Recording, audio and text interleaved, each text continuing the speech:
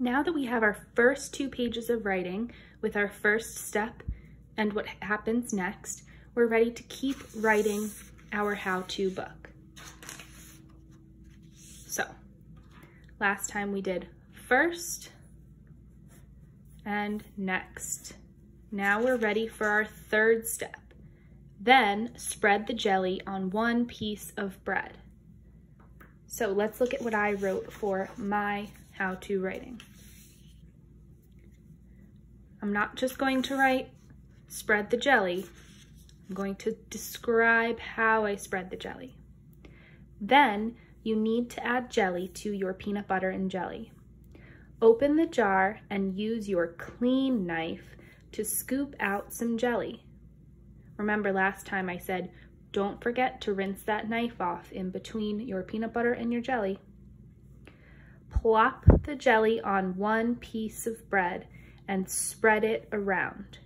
You are done with your knife, so you can put it in the sink and wash it. Another piece of advice there. It's not just about putting the jelly on, we have to also spread it. We have to make sure we get it to all of the corners, and if I had more room, I could talk about how you don't want to leave just all of the jelly in the middle. You want to spread the jelly out to the sides. And I put a little piece of advice in here. You are done with your knife, so you can put it in the sink and wash it.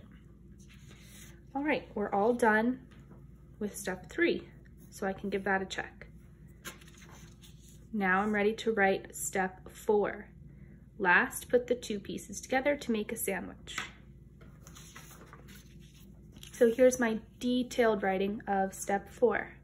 Last, put the 2 pieces of bread together and lightly squeeze them so they stick together. So I didn't just say put them together, I told my reader to squeeze the sandwich together so that it sticks. Now your PB&J is ready to eat. Now I finished step 4 here. And this last part comes from my conclusion. So I'm just copying my conclusion to the end of my step 4. And that is how you make the perfect peanut butter and jelly sandwich. So now I can draw right here. I can draw a picture of me eating the sandwich. I can draw a picture of the finished sandwich. And I can check off that I did my conclusion. So now if we look at our planning page, this page helped us to plan to write across 4 pages. So let's see.